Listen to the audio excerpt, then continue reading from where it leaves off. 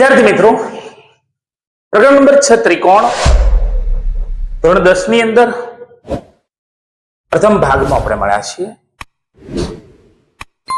પણ એટલું ચોક્કસ માનીને ચાલજો, એક પ્રશ્ન આપણે એવો ભણવાનો છે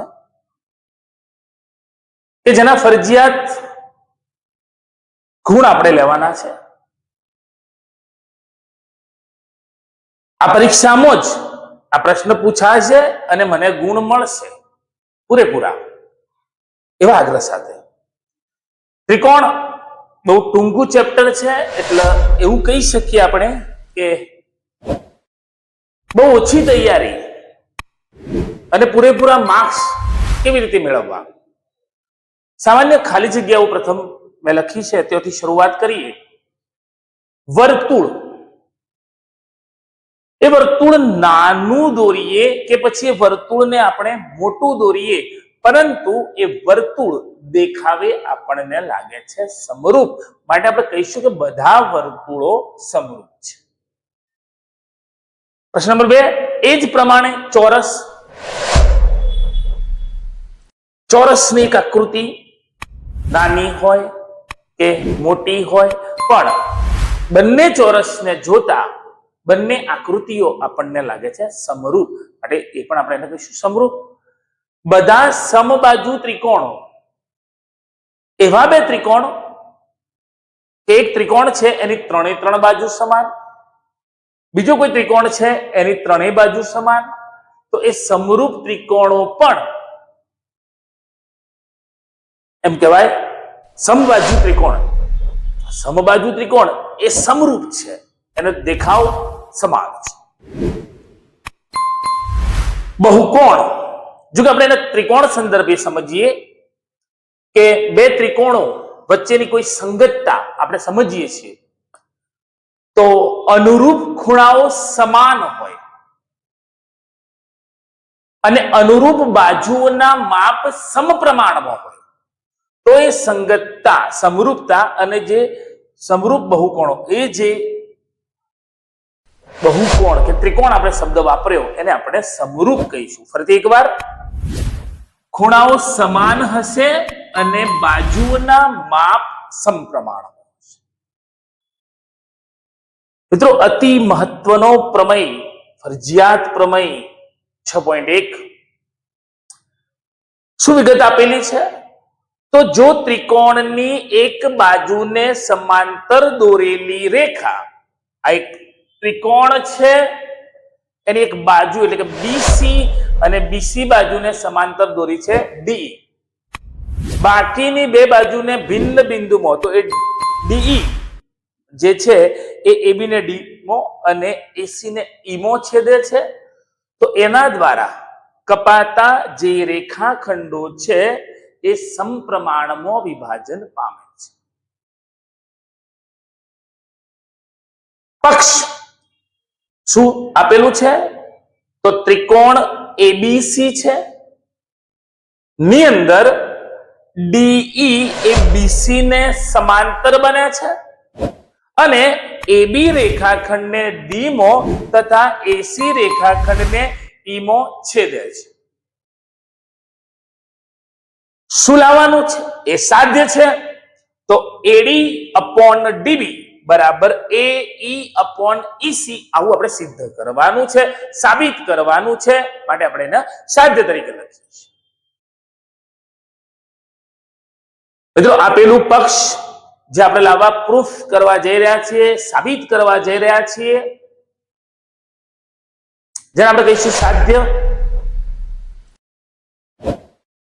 અને એ પણ ત્રિકોણના એક બેઝિક નિયમ પર, કે ત્રિકોણનું ક્ષેત્રફળ તો 1/2 પાયો ગુણ્યા વેધ, એ બેઝિક નિયમ આધારે આપણે સાબિતી મેળવવાની છે.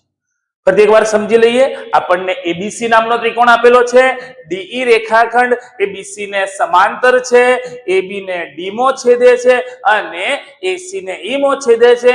સાધ્ય જેથી બનતા રેખાખંડો એટલે કે એડી અપોન ડીબી બરાબર એઈ અપોન ઈસી થાય છે. મિત્રો, સરળ એકદમ પ્રમેય છે. પુનરાવર્તનની જરૂરિયાત નહીં પડે મિત્રો, ખાસ ધ્યાન આપી લો.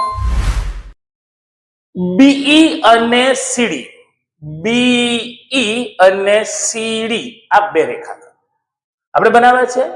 એ સિવાય ડીએમ જે લંબ છે એ ઈ પર અને ઈસી પર.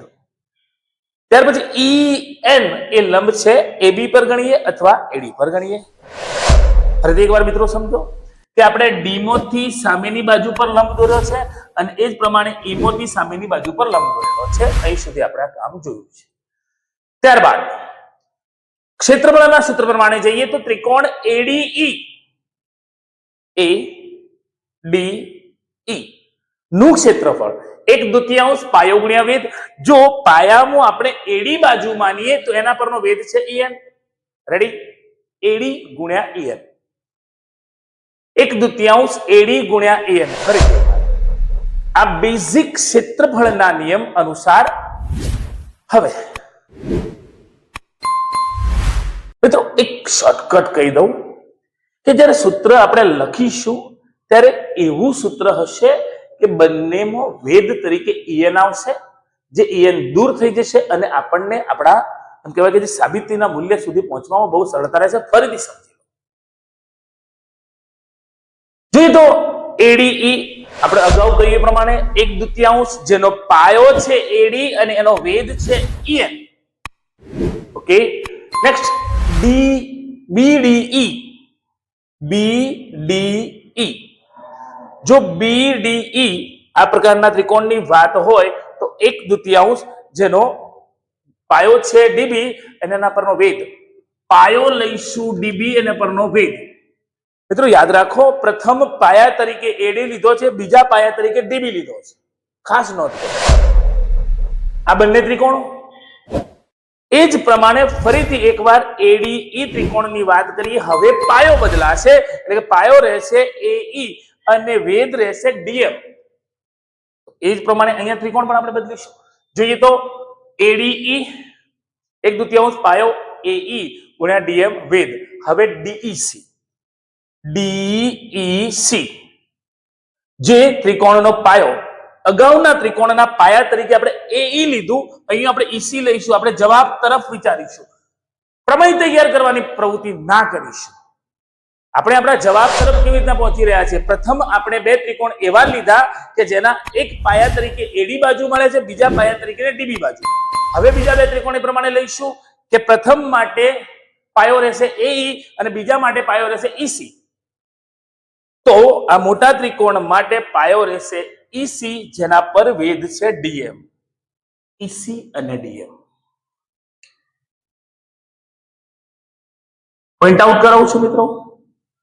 આ પાયો બનવો જોઈએ. પહેલા ત્રિકોણનો પાયો બનવો જોઈએ એડી, રાઈટ? બીજા ત્રિકોણનો પાયો બનવો જોઈએ ડીબી. એ જ પ્રમાણે આપણે જ્યારે લઈએ તો પ્રથમ ત્રિકોણ માટે પાયો બનવો જોઈએ એઈ, બીજા ત્રિકોણ માટે પાયો બનવો જોઈએ ઈસી. અને અહીં સુધી જો આપણે લખ્યું છે ક્લિયર તો માની લેવાનું કે આપણો પ્રમેય પૂરો છે. શું કરવાનું છે?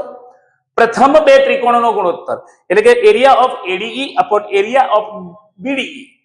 1/2 AD into EN, EN EN દૂર થઈ જશે, મળશે એડી ઓન ડીબી. એકદમ સિમ્પલ.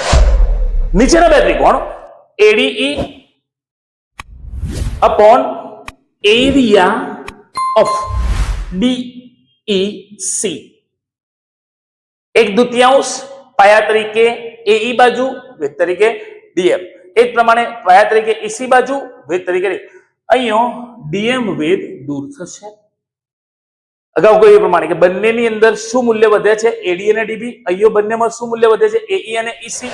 તો પ્રથમ આપણને સાબિતી એવી મળી કે એડી અપોન ડીબી, એઈ અપોન ઈસી. શું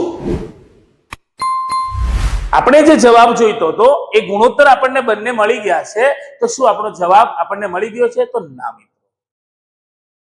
આપણે એવું સિદ્ધ ન કરી શકીએ કે આ ગુણોત્તર સમાન છે, પણ હા કે એક ઈસી પાયો બે સમાંતર બીસી અને ડીઈ, બીસી અને ડી થી બનતા ત્રિકોણો, એક જ પાયા પરના બે ત્રિકોણો એટલે કે BDE, નોંધ કરો મિત્રો, BDE અને એ જ પ્રમાણે DEC બંને ત્રિકોણ સમાન થશે. એક આ તરફનો ત્રિકોણ અને એક આ તરફનો ત્રિકોણ, જો પાયા DE અને બે સમાંતર DE બાજુ અને BC બાજુ થી બનતા DE અને BC જે સમાંતર છે પાયામાંથી, એ જે બંને ત્રિકોણ બન્યા. પાયો એક જ, કયો પાયો? તો પાયા તરીકે છે DE બાજુ એક ત્રિકોણ, બે ત્રિકોણ. જો બંને ત્રિકોણ સમરૂપ, મતલબ કે નીચે તરફ લીધેલા આ બંને ત્રિકોણ જો સમરૂપ હોય, જો નીચેના બંને ત્રિકોણ સમરૂપ, અને આપણે ઉપર તો બંનેમાં એક જ ત્રિકોણ લીધો છે, કયો? ADE. તો ઉપર લીધેલો ત્રિકોણ પણ ADE સમાન છે, નીચે લીધેલો ત્રિકોણ BDC એ પણ સમાન છે. તો એ સમાન ત્રિકોણોના આ જે ગુણોત્તર મળે છે એ પણ સમાન છે. પરિણામે પરિણામ નંબર 1, 2 અને આ પરિણામ નંબર 3 ને સાથે રાખીને ચાલીએ તો આ મળતો ગુણોત્તર એ સમાન છે.